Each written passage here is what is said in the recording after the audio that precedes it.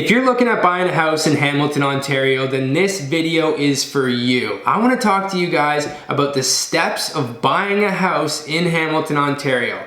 My name's Daniel Hale, I'm your local realtor here, and I help a ton of people buy houses in Hamilton. So I want to make sure by the end of this video, you have no questions and you understand everything about the home buying process from start to finish. Let's start with your budget. There's a lot of things when it comes to the budget that not a lot of home buyers are aware of, and you don't want to run into any unexpected costs. So let's break those down real quick. So first, you're going to get a mortgage pre-approval, and that mortgage pre-approval is going to tell you exactly how much you can afford.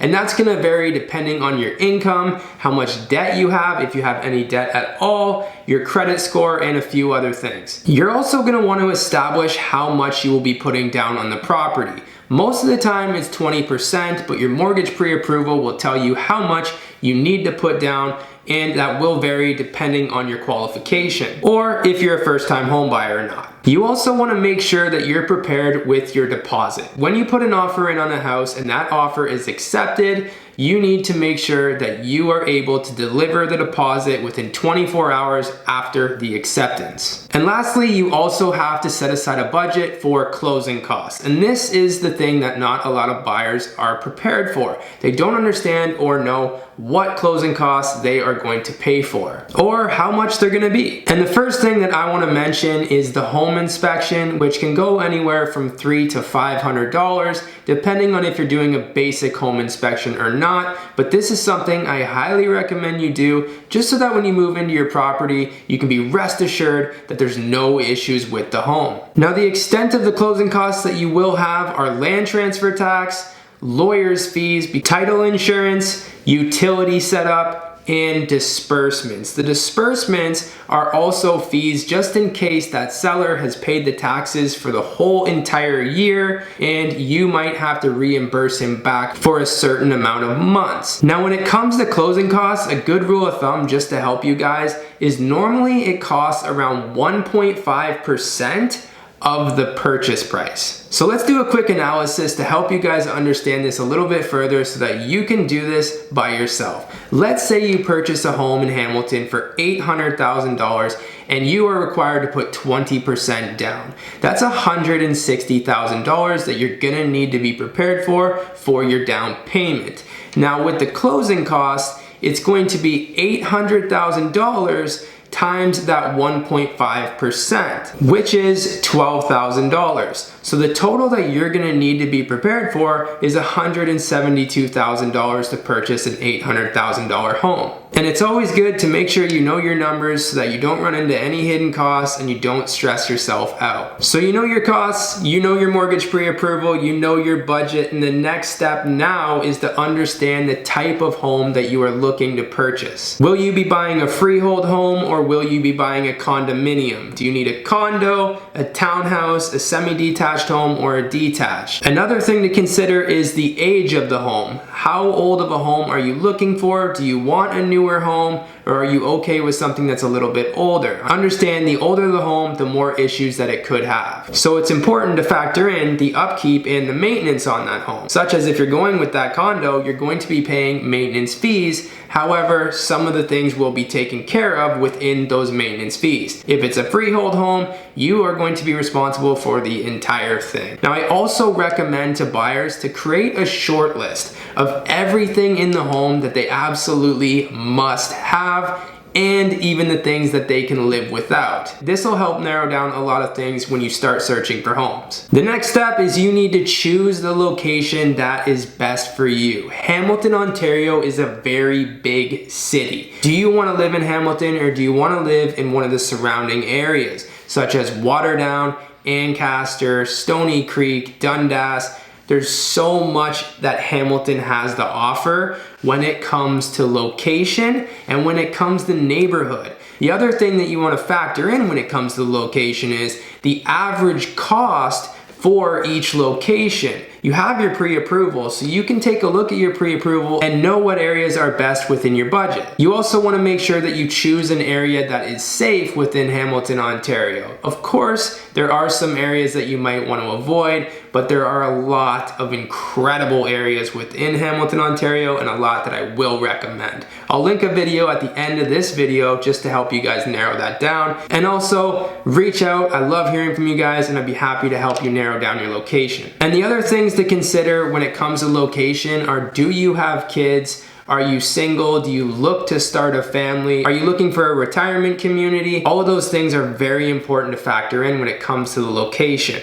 You also want to know, is there public transit nearby if maybe you don't have a car, or if you commute to work every day, are you close to the highway? And now that you have all of this done, you need to establish your team. You need a real estate agent, you need a mortgage broker, and you also need a lawyer. Now, you've probably already got your mortgage broker because you've done your pre-approval, but make sure you have a good real estate agent that understands the local areas in Hamilton, Ontario, and make sure that you have a lawyer that you're comfortable with that can help you with closing and any issues that might arrive. And now that you've established your team, it's time to start looking for houses. And I encourage you guys to look at as many houses as possible.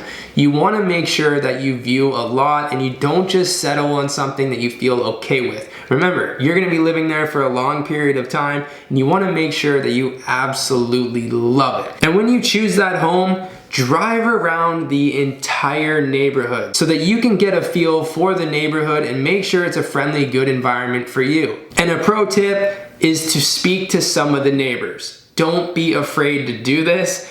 It sucks to move in and not like your neighbors. So don't be shy, say hello to some people, ask them how long they've been living there for, what they think about the neighborhood, and you'll get a good feel for the environment and know whether it's the right one for you. So now let's say you found that house that you absolutely love. You have to have it and you want to put an offer in. So here are some things to consider when that time comes to put in your offer. You want to know what the comparable sales are of the homes in that area that are similar to yours. There's nothing worse than buying a house and putting your head on the pillow at night and feeling like you overpaid. So make sure you have a very good understanding of the average cost in that area and the average cost of the home type that you're looking to purchase. Another thing you need to consider is, how long has that home been on the market for? And also, why are the sellers selling? This will tell you how much room for negotiation you have, so you know you have some wiggle room when it comes to purchasing that home.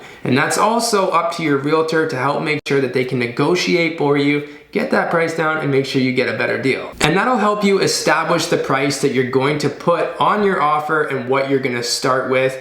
Remember, you don't always have to start with your highest price. You can present one first that even you have some wiggle room with, just in case they counter you, you're still within your comfort zone. Now, as I mentioned before, you also need to know how much of a deposit you will be putting down. Now, the more of a deposit you do put down, the more serious your offer looks to the seller's eyes. You don't need to go crazy. You want to have a respectful deposit, because if the deposit's too low, they won't take you seriously. So you want to find a middle ground there so that the sellers do take you seriously and want to look at your offer. The next thing you need to establish is the closing date on the home. This is something that you also want to see what works for the sellers, because if you do accommodate their closing date, a lot of times they will really want to work with you because you're working with them on that closing date. Now, sometimes things won't align.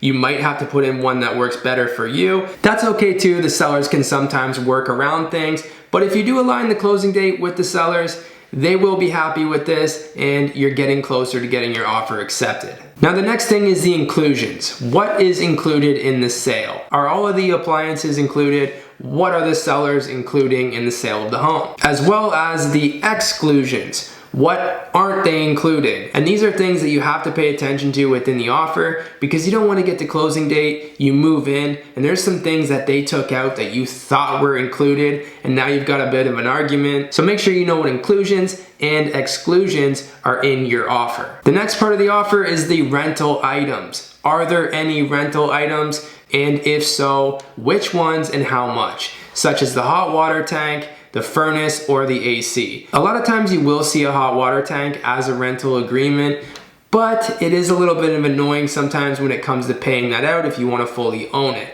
So make sure you pay attention to your rental items, because if the furnace, AC, and hot water tank are all rented, that cost can add up, so you want to make sure you're prepared for that as well. And if you don't like that cost, sometimes you can ask the sellers to pay it out before closing. Just make sure that's in your offer. Now lastly, the conditions and clauses. Now every time you purchase a home, you're gonna have different conditions and you're gonna have different clauses depending on the house and what you see during the viewing. Now this is the due diligence period where you want to make sure that you put things in such as a home inspection, financing, and any warranties that you want the seller to warrant. Maybe you want to verify and make sure that there's been no leaks in the basement. Anything at all that you uncover with your eyes during the showing, you want to verify and check or put a clause in the agreement to keep you protected so you make sure you have no issues. Now let's say your offer is accepted. This is what's gonna happen next. You are now gonna need to take the deposit instructions and go deliver that deposit within 24 hours of acceptance. Now understand, if you have conditions in your offer, this deposit will be returned back to you in full without deduction if you do not fulfill your conditions. Just make sure that's in your offer as well so that your money is protected when you put in that deposit. Which leads me to the next step. You need to go and fulfill your conditions. You wanna schedule your home inspector. You want to send the offer to your mortgage broker if it's conditional on financing. This is the due diligence period, so you want to make sure you fulfill your conditions within the timeline that those conditions are written up for. So if it's a 5 business day condition, make sure it's fulfilled within those 5 business days. And you also need to make sure that the offer is sent to your lawyer so that they are prepared to help and make sure that closing is successful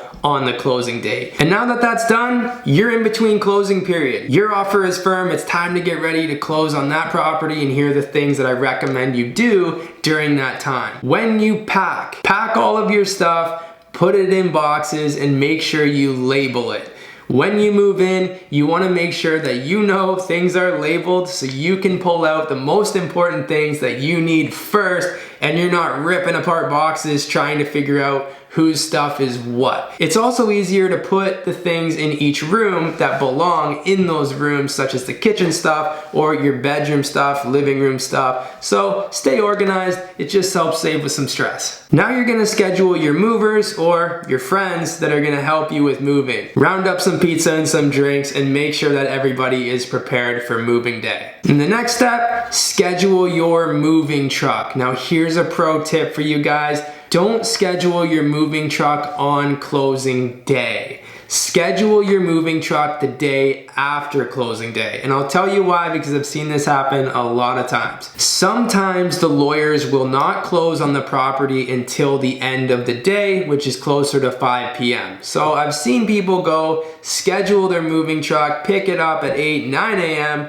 load it all up, and they're stuck sitting in their driveway waiting for closing all day long, and then the property doesn't close till the end of the day. So I recommend do that the next day. Now moving can be stressful, so having all of these things lined up and prepared for you is gonna save a lot of stress and make you feel like you have everything under control for when it's time to move. You will not be stressed out. Now you've gotten yourself to closing day, everything is done. The hardest part is over, it's closing day. Now here's what's gonna happen. The lawyers are gonna do their due diligence. Your lawyer is gonna verify that your lender's conditions that they gave you are all fulfilled. The lender will have a checklist for you of everything that your mortgage broker needs to provide. Now the lawyer will also verify that everything was provided to them so that they can collect the funds. Now this will be done before closing, but that verification will still happen at closing. Now I hope this video helped you guys, and if you're looking to buy a house in Hamilton, Ontario, shoot me an email, send me a text, or give me a call. I'll put my information down below in the description, and don't forget to like this video and subscribe, and I'll see you guys next time.